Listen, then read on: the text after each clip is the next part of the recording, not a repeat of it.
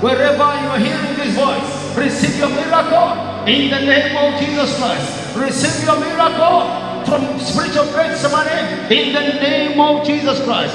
In the mighty name of Jesus Christ. In the mighty name of Jesus Christ. Receive your miracle. Wherever this voice is coming through to you, receive your miracle in the name of Jesus Christ. From Gethsemane, spiritual Gethsemane, receive your miracle in the name of Jesus Christ and living God. Thank you, Father. Thank you, Father, for the healing, for the deliverance. Thank you for the spiritual healing in the name of Jesus Christ. Physical healing in the name of Jesus Christ. Thank you for the deliverance in the mighty name of Jesus Christ and living God. I bless you, Father. I glorify you and I exalt you, King of glory. Right now, wherever this voice is coming unto you, receive your miracle. Receive your miracle from Gethsemane in the name of Jesus Christ. Let your gates be open. Let your gates be open. Let your gates be open. Let your gates be open. Be open. Be open. Be open. Be open. Be open. Be open. Be open in the name of Jesus Christ.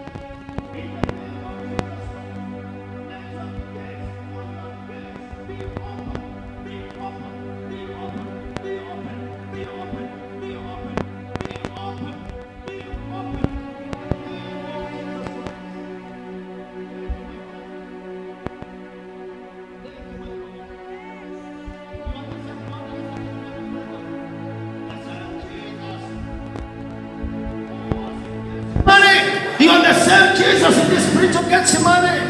The same thing, the same power, the same authority, the same cloud of glory that was there with you, Jesus. The same angels who were there with you, Jesus. They are here right now in the name of Jesus Christ. Kutoka tule pale Gethsemane, utukufu mahali hapa sasa hivi. Yesu, o raba sheke, ripoto robo siki amanda.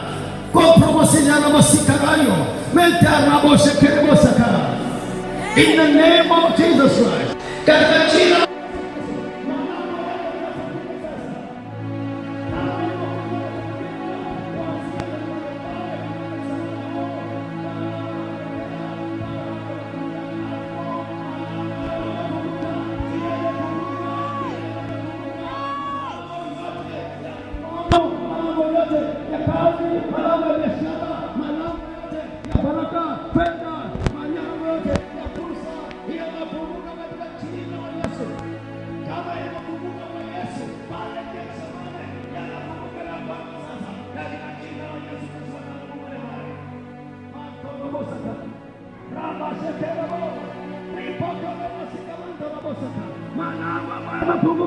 Kama nafunguka kwenye milango yote unapita, malango yako yanafunguka mwanamke, malango yako yanafunguka mwanaume, katika jina la Yesu Kristo. Katika jina la Yesu Kristo. Malango ya familia, malango ya kazi, malango ya biashara, malango ya uchumi, malango ya karia, malango ya fedha, malango ya kibali, malango.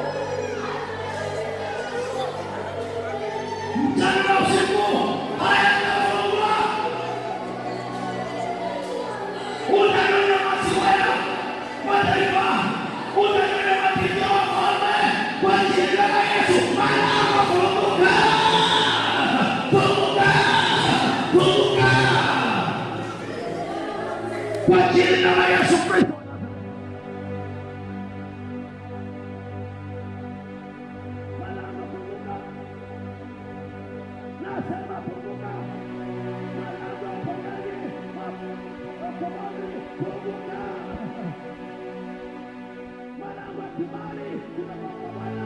Funguka milango ya kukubalisha. Funguka. Receive a miracle. Receive a miracle. Receive a miracle.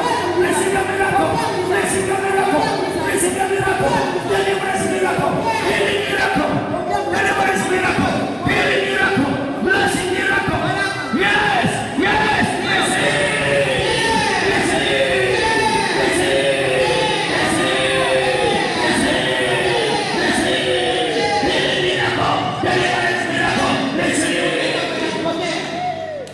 The mighty name of Jesus Christ. The mighty name of Jesus Christ.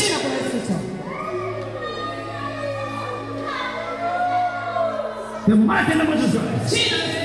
In the mighty name of Jesus Christ.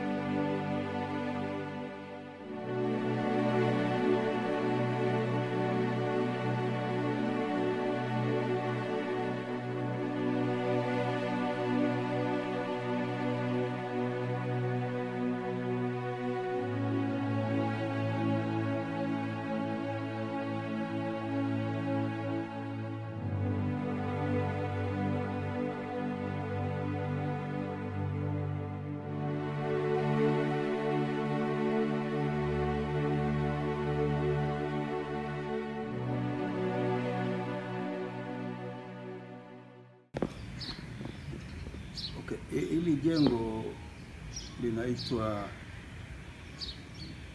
PhD Clinic, manake Prophecy Healing and Deliverance Clinic. Ni jengo ambalo Bwana alitaka nijenge mahususi kwa ufunuo ambao alikuwa amenipa, na tumelita PhD Clinic au Getsemane Clinic. Labda nitaeleza kwa kifupi kwa nini limeitwa Getsemane Clinic. Wakati nikiwa kwenye maombi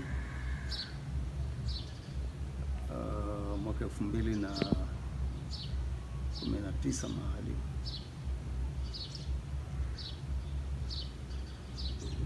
nilikuwa nasoma habari za Bwana Yesu akiwa pale Getsemane, wakati anasubiri muda ufike wa kwenda kusulubiwa msalabani. Na wakati nasoma pale kitabu cha Luka kuanzia ile sura 22, ilipofika mstari wa 42, Mungu alisitisha niache kusoma, akaanza kunipitisha. Watu wengi hawajui nguvu ambayo Yesu alitoka nayo pale Getsemane. Normally tunakumbuka sana nguvu ya msalaba, na katika nguvu ya msalaba ile ni ushindi.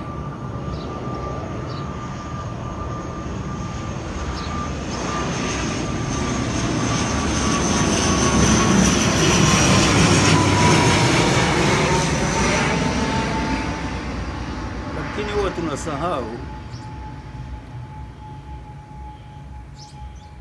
tunapoona rocket inaruka juu, iko juu. Huwa tunasimulia, tunasema rocket inakimbia sana, inakwenda kwa speed sana. Lakini rocket huwa inarushwa. Mara nyingi hatuzungumzii ule mtambo wa kurusha rocket. Huwa tunasifia rocket inapokwenda juu. Sasa watu hawaelewi kwamba Getsemane ilifika mahali Mungu akanaambia ni nguvu gani iliyomtoa Bwana kumpeleka pale msalabani. Where did he get that power? Kila tunachokifanya, lolote tunalofanya kwenye kazi ya Mungu, kama hujapata ufunuo wa nini maana ya Getsemane au nini kilichofanyika pale Getsemane, unafanya kazi bure. Bwana kanaambia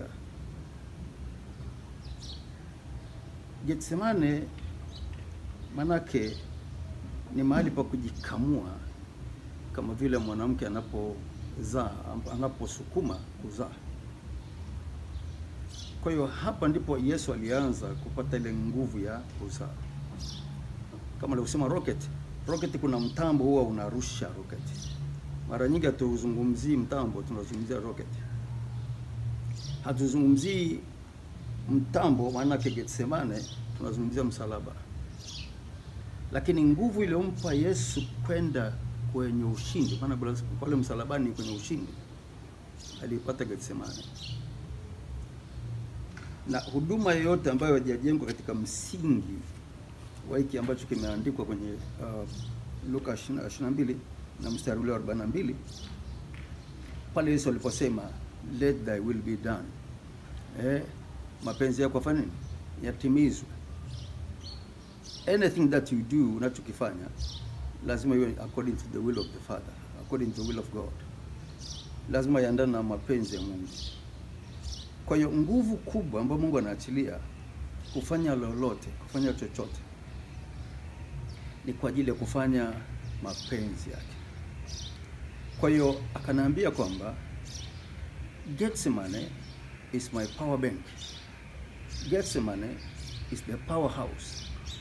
Hapa ndipo alipopata ujasiri, hapa ndipo alipopata nguvu, na akawa yuko tayari kwa lolote na kwa chochote.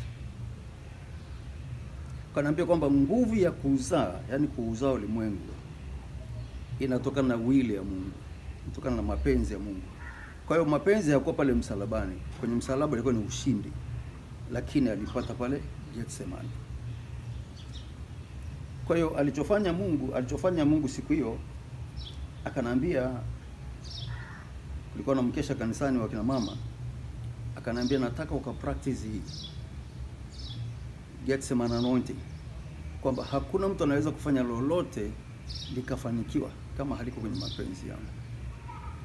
Nakumbuka huo usiku ulikuwa ni usiku wa ajabu na mkesha wa ajabu, na Mungu alifanya mambo makubwa sana. Akanaambia, unajua Severin,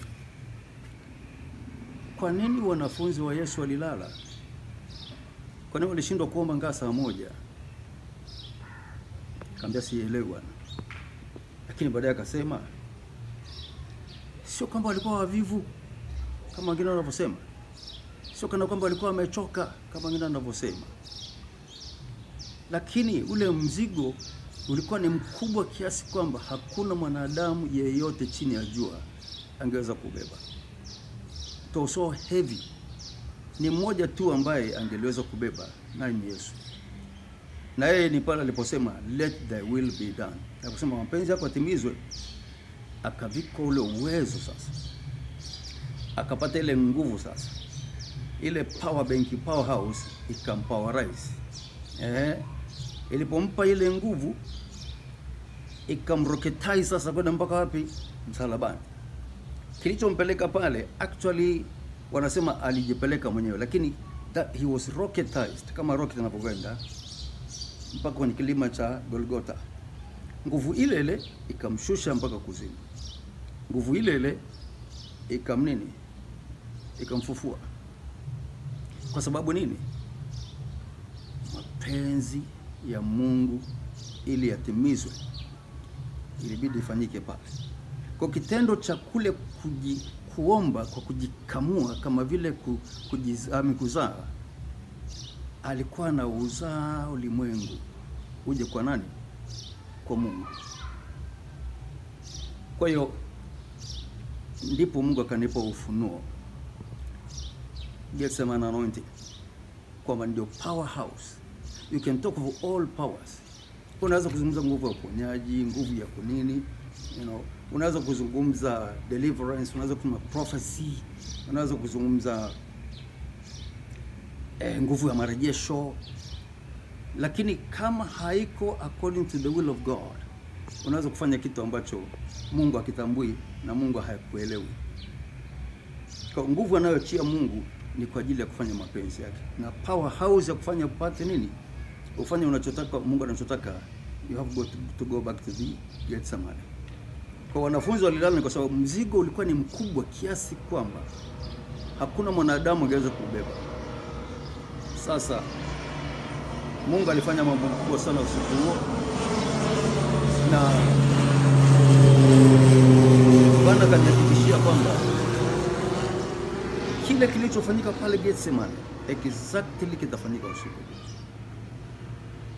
Kwa nimefika pale kwenye mkesha na nikafanya maombi mafupi sana. Jamani, nikawasomea. Mara ya kwanza wamekuja, mara ya pili wanafunzi wamelala. Nimeshindwa kukesha hata muda wa saa moja. Of course alijua ni kwa nini wamelala. Lile lilimhusu yeye tu. Na laiti kwamba wanafunzi na wangemsaidia kunini kuomba, ingeonekana sasa utukufu ungekuwa kwa wanafunzi pia, kwa sababu nao wameshiriki. Lakini ile kazi ilikuwa ni kwa ajili ya mtu mmoja. Kwa wanafunzi walilala kwa sababu mzigo ulikuwa ni mkubwa kiasi kwamba havumilikiki, hauwezekaniki. Na wanafunzi hatimaye maandiko yanasema alipomaliza wakaondoka pamoja, wakaondoka. Walipofika mbele tu wakakuta kwamba wale maaskari pamoja na Yuda wanamsubiri tayari kumkamata. Kwa siku ile nikaomba, watu walilala kanisani 444. Mwingine tulisema labda tuwachukulie ambulance watupeleke hospitalini, maana ilikuwa hawawezi kuamka. Tunachoona wacha kuona, unaona kama kuna uhai ndani ya mtu, lakini walishindwa kuamka kwa sababu ile hali halisi waliyopata Petro ilitokea vile vile. Sasa Mungu katika kunihakikishia hili, hapa tulikuwa tukupanga kujenga jengo lolote. Lakini nakumbuka tarehe 4 mwezi wa 4 2020 ulikuja mvumo mkubwa. Tukadhani labda ni jeti kama 50 za vita zimekuja. Walikuja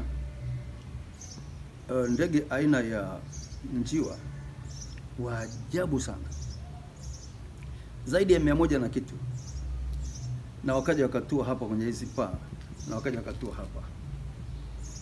Sasa eneo hili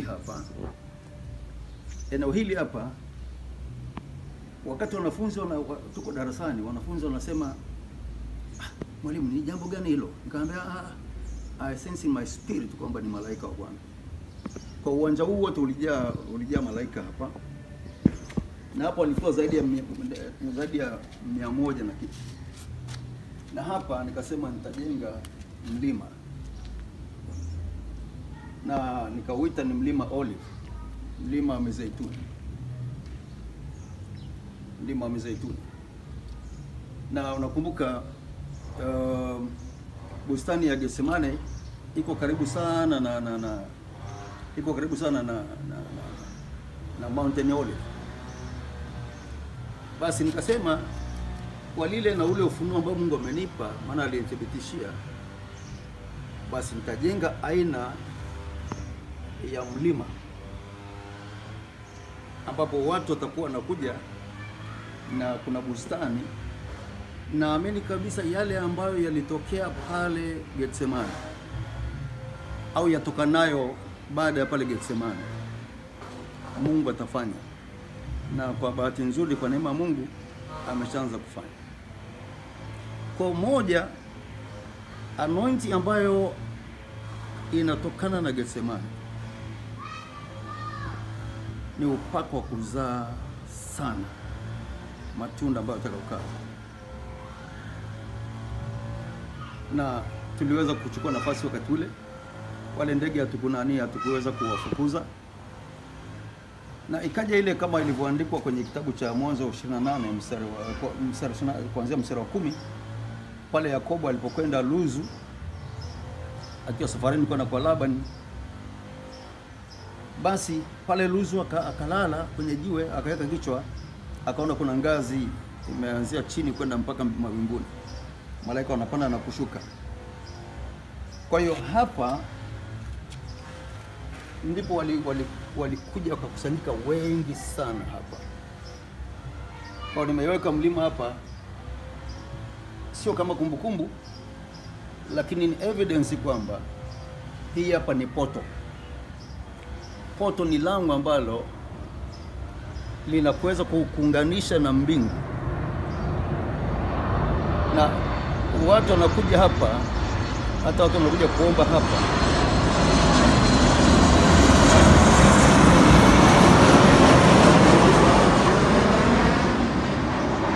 Watu wanaonaga malaika wanapanda na kushuka hapa. Yaani frequency, unapoomba, frequency ya maombi haingiliwi. Utakuta kwamba kuko patulivu, unakuta kwamba uko chundi, na Mungu amekuwa kijibu watu maombi yao hapa, kwa sababu hii ni poto. Yakobo akapaita mahali pale, akabadilisha badala ya Luzu akapaita ni nani? Akapaita ni Betheli, maana yake ni nyumba ya Mungu. Kwa ndani ya huu mlima tumeweka pango la maombi huko. Tunaamini kwamba milima iko mingi, lakini huu ni spiritual mountain ambao unatokana na revelation ambayo nilikuwa nimepewa. Naamini kabisa hakuna mtu atakayekanyaga hii bustani, hakuna mtu atakayeingia kwenye hili pango. Mungu atafanya miujiza mikubwa sana, kwa sababu tunajenga kutokana na kitu ambacho Mungu ametupa kama evidence. Kama alivyofanya siku ile ya mkesha wa kina mama, Mungu amekuwa akifanya hapa pia.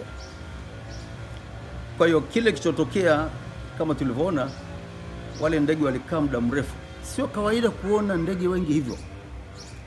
Yaani to be precise, walikuwa zaidi ya 100 na kitu. Sasa kuona njiwa 100 na kitu kwa wakati mmoja sio jambo la kawaida. Baadaye wale ndege wote waliondoka, walitoweka. Hatukuona wanaondoka, walitoweka. Walipotoweka tulifanikiwa kupiga picha. Ukiangalia sio ndege ya kawaida. Baadaye Mungu akaniambia, sasa nimekuthibitisha na huduma yako nimethibitisha.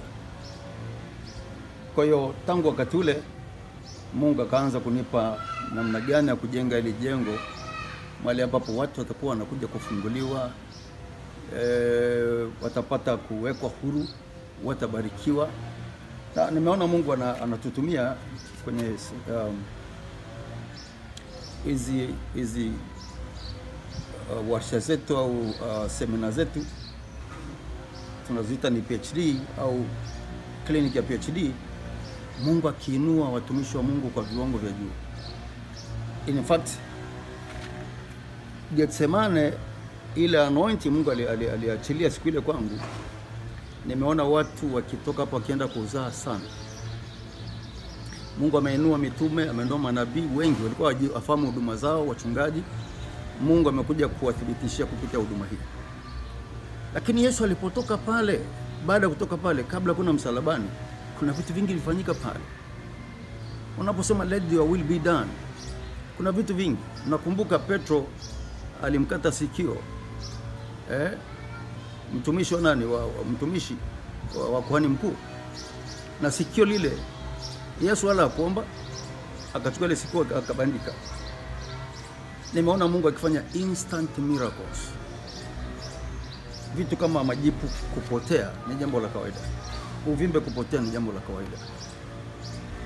Mnaona kwamba Yesu katika kudumu kwake, baada ya pale, ile nguvu mpaka anaitwa simba wa kabila la Yuda. Actually victory na sababu ya kufanyika kuwa simba wa kabila la Yuda ilianza Getsemane. Otherwise asinge qualify kuitwa simba wa kabila la Yuda. Kwa yule ujasiri wa kwenda msalabani, na hata kaitwa simba wa kabila la Yuda, ilianzia hapa. Kwa kuna vitu ambavyo Mungu aliniwezesha hata nikaandika kitabu ambacho kinasema Getsemane experience, upako wa Getsemane na experience. Kwa nimeandika kile kitabu through experience ya vile ambavyo nimeona Mungu akifanya. Nimeona watu wanafunzi wanatoka hapa wanafanya vitu vikubwa ambavyo mpaka nashangaa. Kwa hiyo hii huduma itaketa for watu wote ulimwenguni. I'm sure, kwa sababu sikufundishwa na mtu wala sikukaa darasani kumsikia mtu anasemaje. Hii ni anointing ambayo Mungu amenianoint na revelation ambayo Mungu amenipa, na nimeona inafanya kazi. Najua watu wengi watakuja hapa kuja kujifunza. It's something that kanisa linahitaji nyakati hizi. Watu wanaitwa mitume, manabii, wainjilisti, walimu na wachungaji. Moja ya kazi kubwa tuliopewa ni kuzaa. Kama uzai, maandiko yanasema utakatwa. Na kama uzai sio kwenda msalabani, you go back to Getsemane. Getsemane ndiko kwenye power bank. Lakini nimeona Mungu pia akiwaficha watu. Unajua Yesu kabla hajafika wakati wake wa kukamatwa, walipotaka kumkamata, mara nyingine walichanganyikiwa. Mnamtafuta nani? Yesu wa Nazareti. Kumbe wanamuuliza mtu yule yule. Mungu anasema kuna upako, kuna nguvu ya epikezo. Epikezo maana yake ni nguvu ambayo Mungu anatumia kama alivyotumia kwa Ayubu, kwamba anamlinda. Ile nguvu inalinda tu na inaweza kukuficha adui asikuone. Umeona mara nyingi hata watu maadui wananitafuta kwa njia moja ama nyingine, Mungu ananifunika katika ile nguvu. Lakini kunakuta mahali alifika watu wanakuja kumkamata, Yesu anasema ni mimi. Wakati anasema ni mimi, anajifuna ni mimi, they all fell down. Hii ni kabla hajaenda msalabani. Aliposema let thy will be done, maana sasa yeye already is anointed. Alijaribu kumkamata bila ridhaa ya Baba, they all fell down. Kwa Getsemane as it is, ina mambo mengi sana ya kujifunza. Lakini Getsemane tunapata mahali ambapo unafanya maombi yasiyo na kikomo.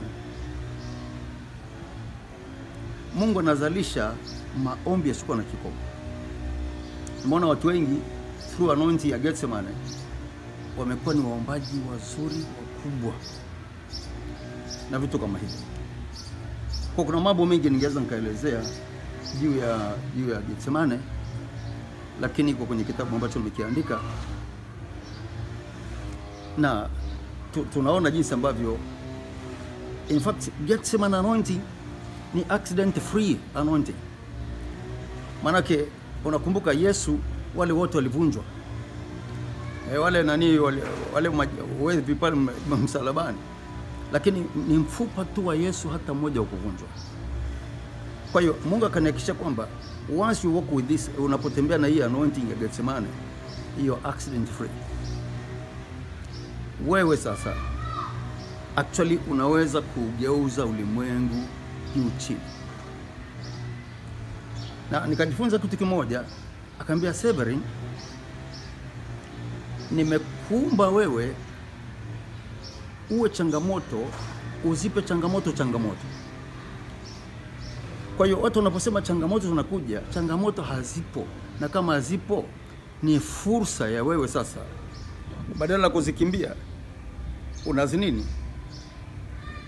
Unazikabili. Unakumbuka wakati Yesu akiwa amelala kwenye mashua na wanafunzi wake.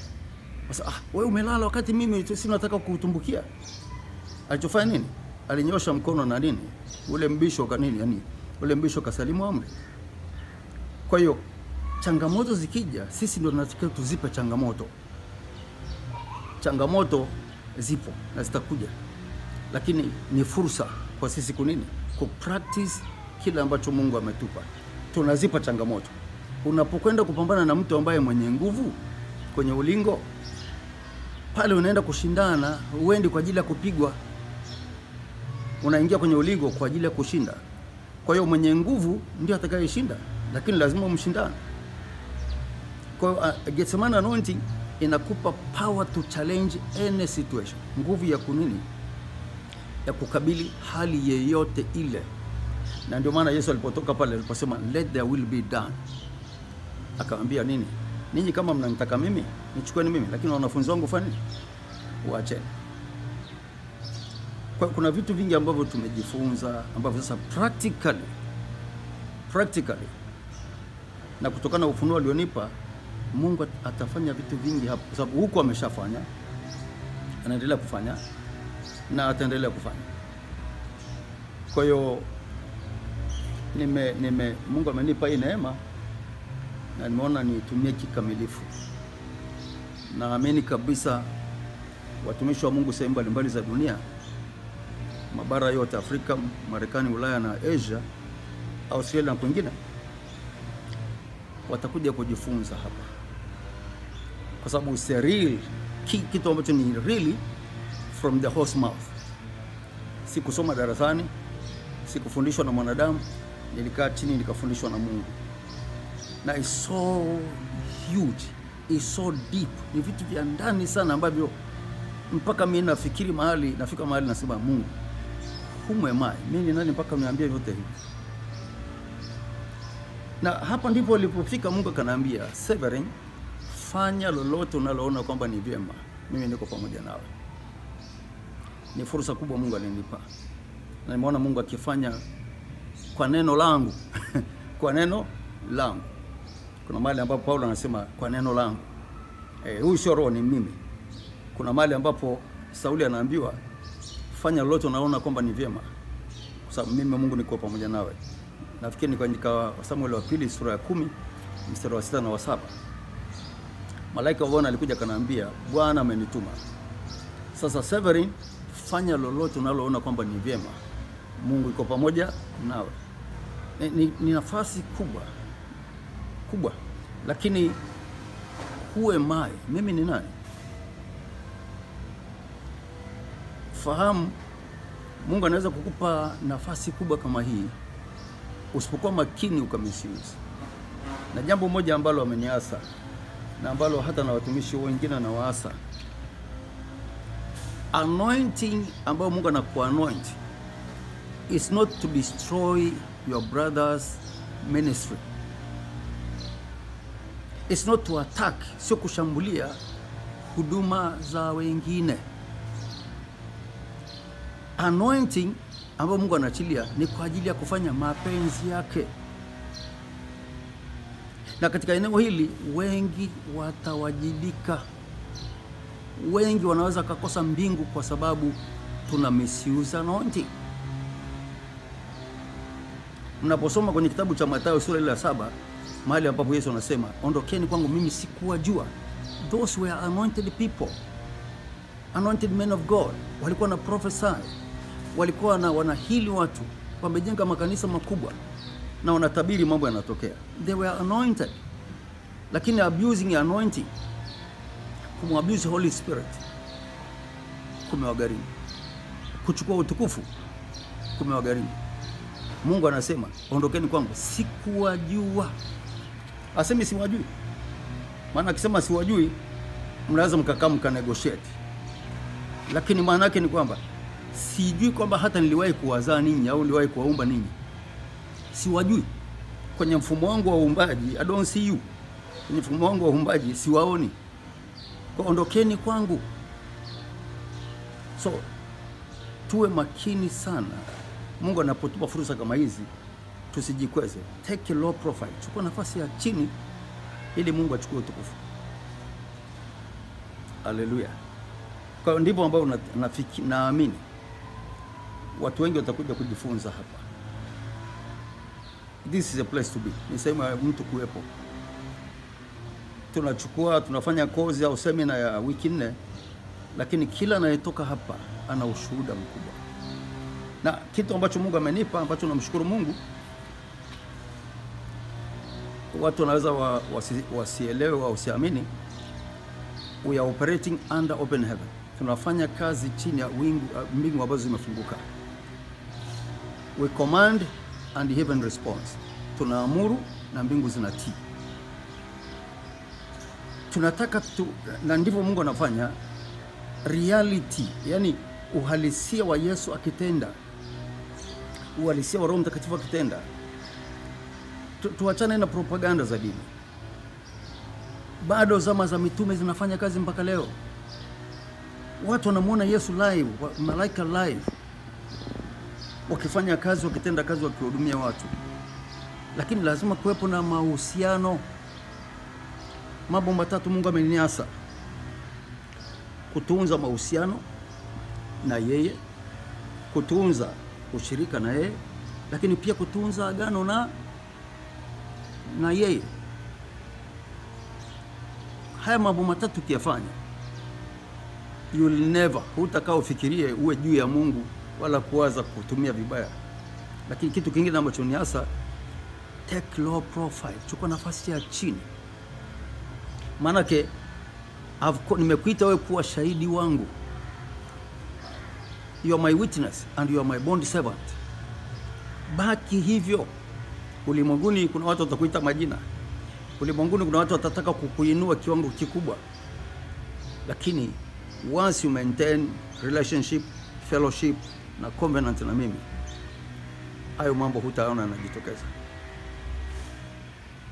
Kwa hiyo bado tunaweza, na nafasi tunayo ya kurudi zama za mitume, tukafanya mambo makubwa katika uhalisia bila kuchakachua.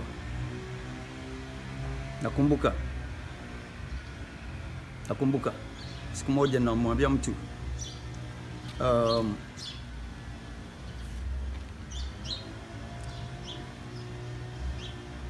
Yesu anakusalimia sana.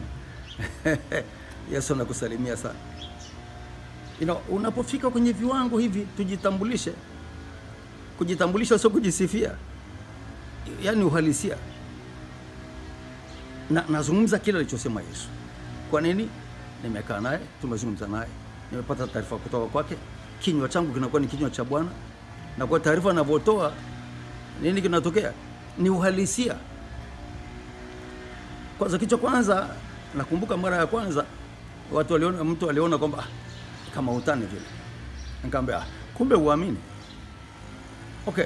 Mwingine akafika, Bwana, greetings from the Lord. Unajua kuna tofauti ya watumishi wa Mungu na mtumishi kutoka kwa Mungu. Mtu yote yule, hata mpagani, anaweza kuwa ni mtumishi wa Mungu bila kujali ni emu kubwa au emu ndogo. How differentiate the two? Unatofautisha kati ya mtumishi wa Mungu na mtumishi kutoka kwa Mungu. Yesu anasema nimetoka juu, nimetoka kwa Baba. Kwa watu kutoka kwa Mungu wana taarifa halisi, halali, za kweli kwa sababu wanakaa na Mungu, wanazungumza na Mungu, wanakaa kwenye baraza la Mungu na wametumwa na Mungu. Kwa kuna watu wengine wametumwa na watu, wengine wametumwa na kanisa, wengine wametumwa na madhehebu yao, lakini reality unapotembea katika anointing ya Gethsemane, lazima umethibitishwa, umehakikishwa kwamba ni Mungu amekutuma. Otherwise kinachofuata unaweza kuishia kupigwa au kupigwa.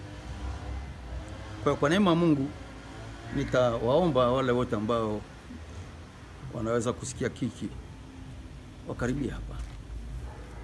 Unajua kuna mwingine anasema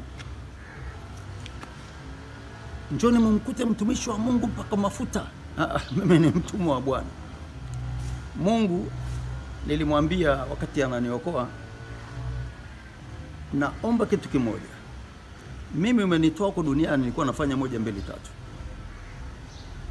Sasa naomba uniambie, mimi sikuzoea kukaa bure bila kazi. Naambie umeniita na umenitoa kule, nije nifanye nini kwenye nyumba yako? Nakumbuka siku moja ikiwa kwenye sifa na kuabudu, Bwana akasema nimekuita kuwa shahidi wangu. Mimi ni mwalimu, napenda kufundisha sana. Lakini ameniita kwa nani? Mimi ni shahidi. Na nisingependa nipate jina lingine zaidi ya, najua wengine siku hizi watu wamesoma sana. Watu wamesoma sana, si ndio? Madaktari, doctor so, bishop so, professor so. That's very good. Jambo moja ambalo hata ningelizungumza kwa watu ambao ni wasomi, hata mimi nimesoma, itakukarahisha, na mimi sitaki kukarahike. Bwana aliniambia hivi wakati napata PhD yangu. Immediately nimepata kile cheti cha PhD, niko njiani na koti langu na kofia langu kubwa, Dr. Chomba. Niko kwenye gari na mabinti zangu wa praise and worship, wana celebrate na baba yao Doctor. Nimefika mahali nafikiri kwenye mataa cha ng'ombe, Bwana kanaambia, unaona nini Severin mbele yako? Nikamwambia naona maanguko ya maji kama Victoria Falls, kama nini? Kaambia ndio, umeona sahihi. Hivi ndivyo ambavyo mababa zako walikuwa naangalia maanguko ya maji ambayo niliwapa kwa neema, wakawa wanayashangaa, wakashindwa kuyatumia. Lakini walipokuja wageni wakaona ni fursa. Wageni wakaanza kutumia kwa ajili ya kugenerate umeme. Wakaanza kutumia kwa ajili ya nini? Extensive irrigation. Lakini mababu zako walikuwa wanakwenda pale wanashangaa. Ndivyo ambavyo hata cheti chako ukipeleka nyumbani, ukienda kuweka pale sebuleni, watu wakija wasema, Chomba ni doctor. Akaniambia hivi, na alizungumza kwa Kiingereza, if your PhD cannot generate anything in my house, narudia, kama cheti chako ulichopata cha PhD akiwezi kuzalisha chochote katika nyumba yangu, is toilet paper, ni karatasi ya chooni. Nadhani mtu mwenye PhD ungeliambiwa ni wewe ungesema pepo toka hapa. Lakini ni sauti ya Mungu ilikuwa nasema nani. Kwa hiyo kama una kitu chochote ambacho umekisomea hakizalishi chochote katika nyumba ya Mungu, ni takataka, ni karatasi, nini toilet paper, it doesn't matter. Mimi nilifika nyumbani nikakuta waamini wananisubiri ili baba yao wambariki baba yao, si ndio? Mimi nilipofika nikasema, jamani, maana nilifika nalia na sikutaka waone machozi yangu, nikafuta nikazuga. Nikamwambia, jamani, na assignment Bwana amenipa, lakini nataka nitangaze kwenu, mimi ninaitwa Severin, shahidi wa Bwana. Doctor ni Roho Mtakatifu. Naomba nivue kofia nimpe Roho Mtakatifu. hili koti ni ninyi ambao mlinifunika wakati ninafanya nini? Wakati nasoma miaka yote 9. Kwa hiyo ninyi ili koti nikavua, nikabaki vile vile. Nikamwambia Roho Mtakatifu, I'm not a doctor, you are a doctor.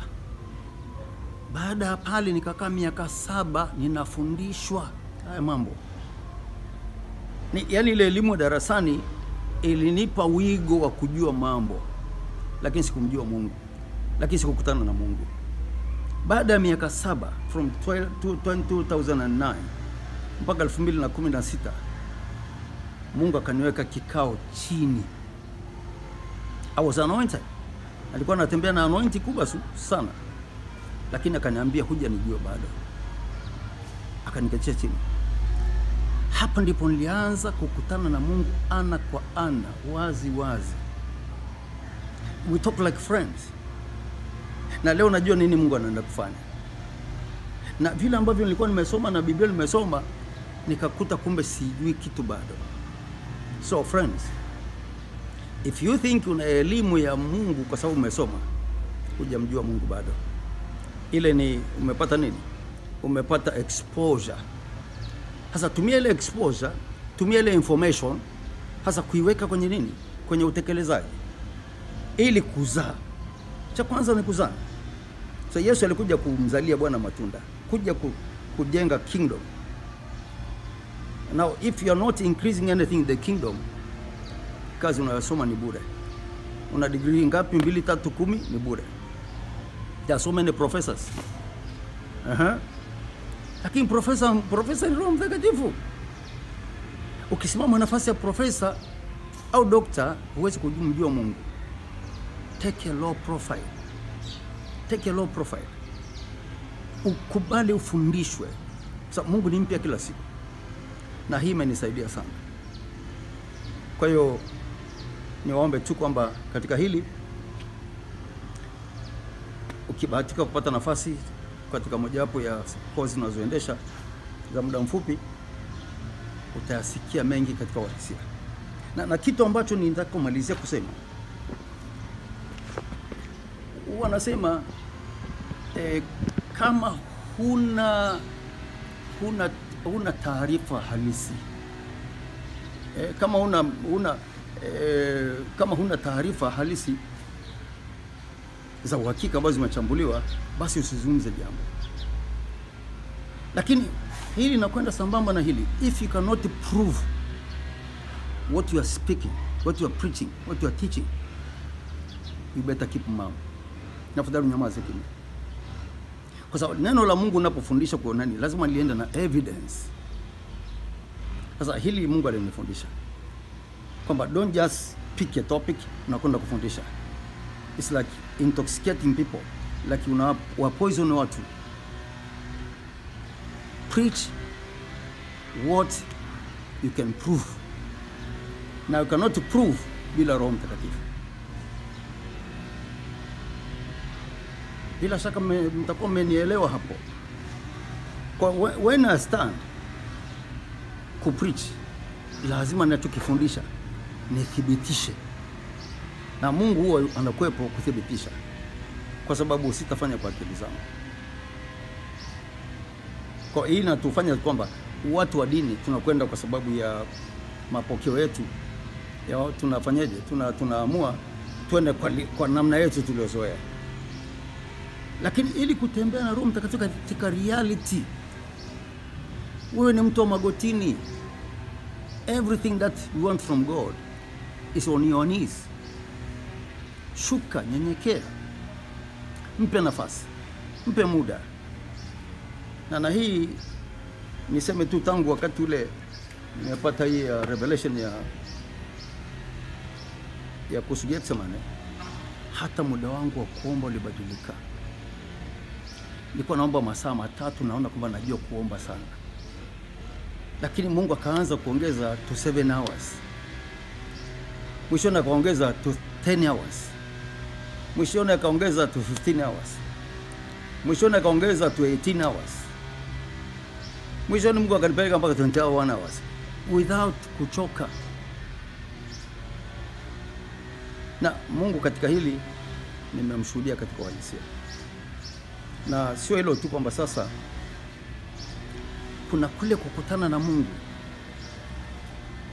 Hivi vitu usichukule kama ni mzaha au kama ni vitu vya kubuni na vya kufikirika hata siku moja. If you have never encountered God, kama hujawahi kukutana na Mungu ana kwa ana, uso kwa uso, huwezi kumjua Mungu na huwezi kumhofu Mungu. Katika mara hii miaka ile saba ya kukaa na Mungu, kuna mahali nimekutana naye mara kadhaa. Na katika kukutana na Mungu, watu wengine wanaweza kudhani kwamba ni kitu rahisi. Sio kitu rahisi. Kitu cha kwanza unapokutana na Mungu, anakuvunja. Mara ya kwanza alinivunja, mara ya pili akanivunja, mara ya tatu akanivunja, mara ya nne akanivunja, mara ya tano akanivunja. Ile hali ya mwili, ile hali ya nini? Damu na nyama lazima ife ili uweze kutembea katika anointing ambayo Mungu anataka. Kwa katika siku mara hizo 5 nimekutana naye, najua ukimwambia mtu kwamba nimeweza kukutana na Mungu, sasa wewe umekutana jana na Mungu. Ukija nitakueleza. Kwenye mazingira ambayo nilikutana naye sio ya kufikiria. Sio ndoto. Niko kwenye physical, nakutana na kitu nakutana na jambo katika physical, lakini ni supernatural. Na ile ilinifanya moja, inakujengea hofu ya Mungu. Watu wengi wana hofu ya Mungu kwa sababu they have never met God. They have never encountered God. Mpaka ifike mahali fedha unaona ni takataka. What you want, unachotaka ni kuwekeza kwenye ufalme tu. Kila kitu unakuwa addicted kwenye masuala ya ufalme. Lazima kuna mahali umevunjwa. Nguvu, fedha na nguvu. Lakini mpaka fedha iwe na less power, ikawa mtumishi wako, kuna mahali lazima Mungu akupitishe. Sasa unaposikia God encounter, watu wanafikiri utani. Paulo alikutana na Mungu na Yesu, baada ya pale nini kilitokea? Is one of the sharpest apostle ever. Na ni mtu alifanya kazi kubwa ya Mungu kupita kawaida. Mimi nikutana naye mara 5 katika mazingira hayo. Mungu is a friend. And is a friend to anybody who want to be friend. Mungu ni rafiki, na yote mwenye kutaka kuwa rafiki atakuwa rafiki. Lakini imagine Musa anakutana na Mungu, anapanga mustakabali kuwachukua wanafunzi, kuwachukua wa Israeli kuwapeleka nchi ya ahadi. Wameshapatana, wameshakubaliana. Anageuka, anakuja kukutana naye. Mungu yule akataka kumuua Musa. The same God nikakutana naye katika mazingira hayo. He knocked me 5 times down. Kama kuna maeneo ambayo anataka kukurekebisha, atakurekebisha lakini lazima uwe na ile hali ya kufanya nini? Ya kunyenyekea. Sasa ni sema ya kufundishwa. You cannot walk in the glory without going through persecution. You cannot go through, uwezi kutembea na utukufu wa Mungu bila pia kufanya nini? Kukutana na Mungu. Otherwise utachezea anointing. Mimi nilikuwa wakati mwanzo, wakati sijamjua Mungu vizuri, lakini nina anointing ya kutosha. Nilikuwa naona kama pipi tu nacheza kama mtoto mdogo. Baadaye Mungu akaanza kunifundisha. Na kidogo nikaanza kumbe Mungu anafanya kazi kwenye taratibu. So God is a daddy, is a friend.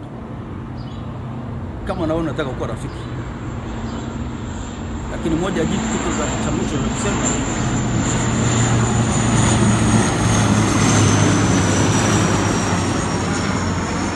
put all your trust in Him. Yani tumaini lako lote weka kwake. Hutapungukiwa, hutaaibika.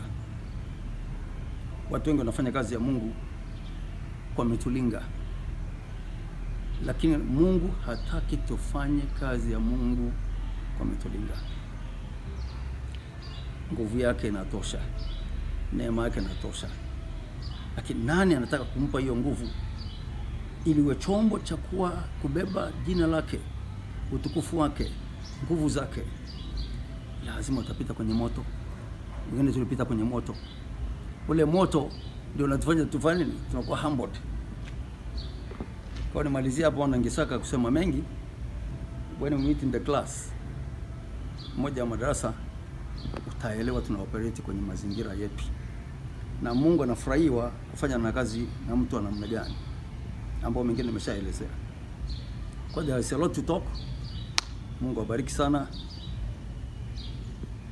Wao wananiita ni Reverend Professor Mchomba, lakini mimi ninaitwa Shahidi wa Bwana, Severin Mchomba. Mungu wangu awabariki sana. Amen.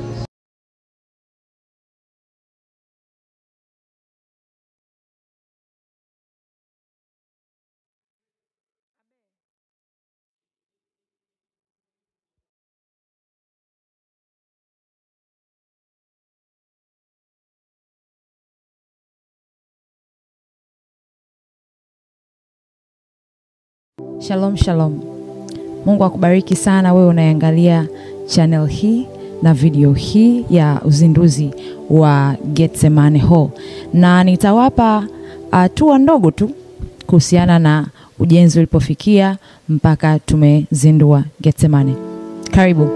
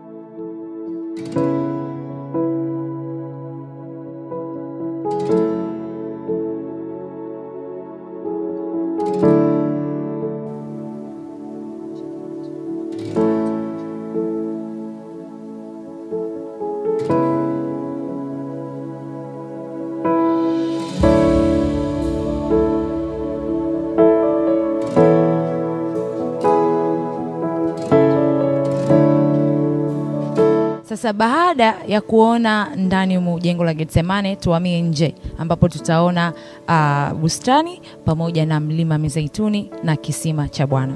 Twende.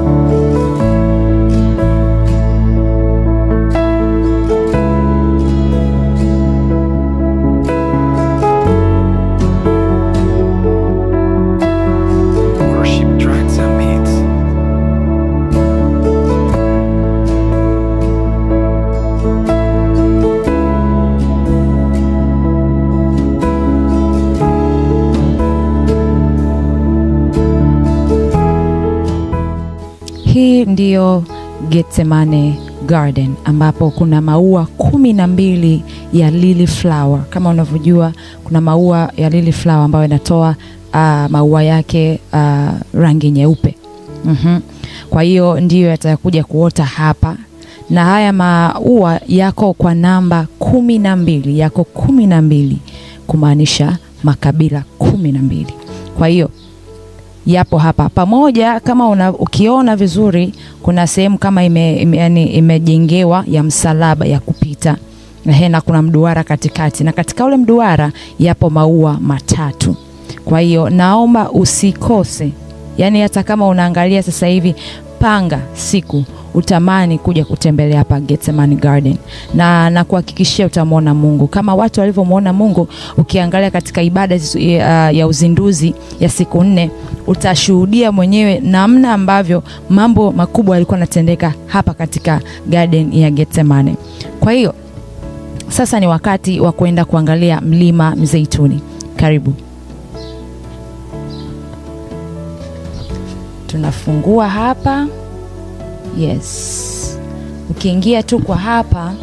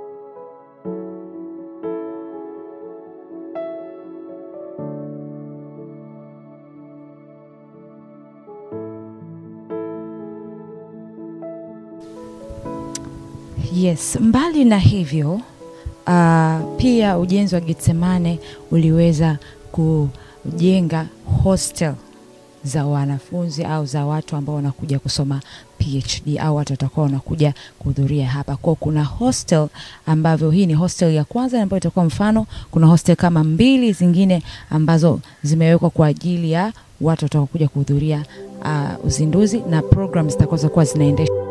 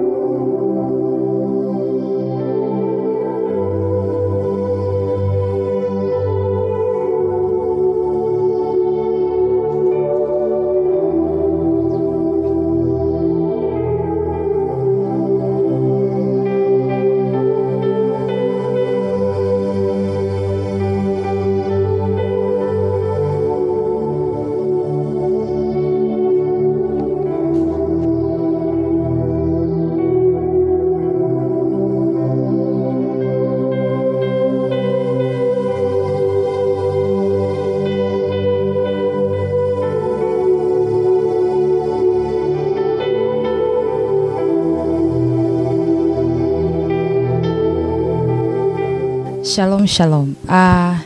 Tupo hapa na mchungaji Nshengoma, mtumishi wa Mungu ambaye alikuwa anasimamia ujenzi kuanzia msingi ulivyokuwa unaanza na vitu vyote hivi ambavyo mmeviona mpaka ujenzi kufikia mwisho hapa. Yeye ndo alikuwa anasimamia mafundi 1 2 3. Sasa nataka naye atupe maneno mawili matatu kwamba wametokea wapi, changamoto zikwaje, lakini Mungu amewafanikishaje mpaka wamefika katika hatua hii. Karibu. Asante sana mheshimiwa. Kimsingi nisema namshukuru Mungu kwa ajili ya jambo hili, kwa ajili ya jengo hili kama ulivyosema. Tangu tulipoanza kwenye ujenzi wa hili jengo, kiukweli tulimuona Mungu. Changamoto zilikuwepo za hapa na pale, ingawaje ilifika mahali tukafaulu kwa sababu tulikuwa na Mungu na mkono wa Mungu ulikuwa kwenye hii shughuli tangu tulipoanza huu msingi. Kwa hiyo niseme tu kwamba yote ambayo inaonekana hapa ni Mungu mwenyewe ambaye ametusaidia mpaka tumefikia hapa, mpaka jengo kufika hivi lilivyo. Kwa kweli nisema ni mkono wa Mungu, pamoja na mambo mengine hapa na pale, pamoja na mvua na vitu vingine, lakini Mungu alisaidia, na hatimaye jengo likawa hivi lilivyo, na kimsingi ni kumshukuru Mungu. Tunamshukuru Mungu. Amina mtumishi. Tunashukuru sana na Mungu akubariki sana sana.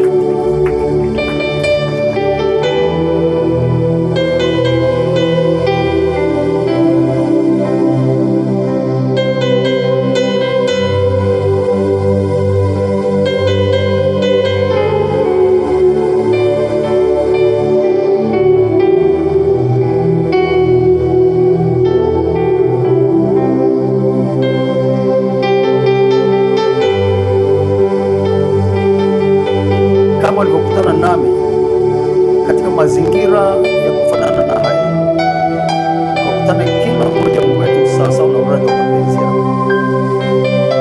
Magonjwa yote ya ngozi, magonjwa yote kwenye damu, magonjwa yote ya mifupa, mishipa, magonjwa yote ya uzazi au via vya uzazi, mifumo ya uzazi, magonjwa yote yanatokana na kichwa, kwenye ufahamu, kwenye ubongo, paralysis kwa majina yake, ukasikie Baba kutoka mbinguni, na kwa neno lako